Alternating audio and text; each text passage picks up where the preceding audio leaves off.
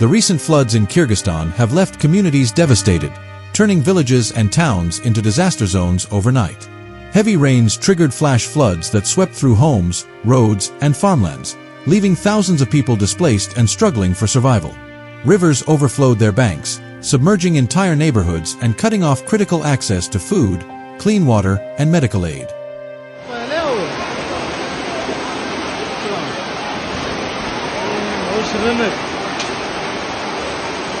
The government has declared an emergency in the most severely affected regions, mobilizing rescue teams and relief operations to support those in need.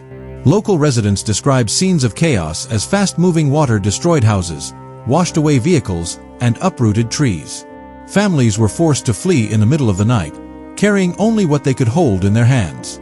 Schools, hospitals, and community centers have been converted into shelters for displaced families, many of whom have lost everything. International aid organizations are stepping in, offering support with tents, medical supplies, and food distribution to help stabilize the crisis.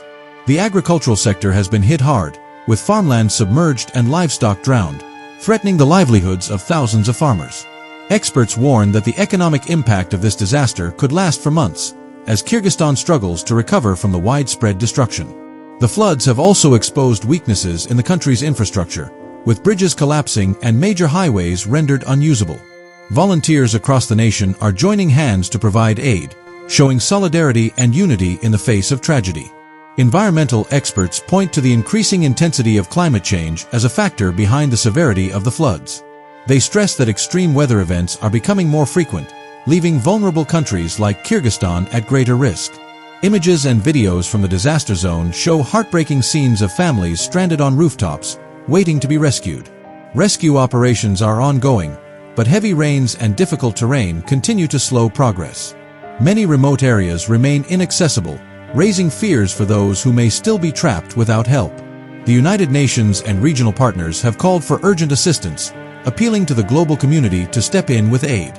Children are among the most vulnerable, facing not only the immediate threat of flooding but also the risk of waterborne diseases.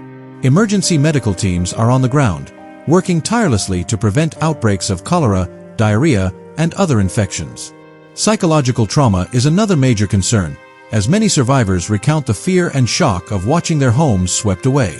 The government has promised financial assistance and reconstruction plans, but recovery will take time and significant resources.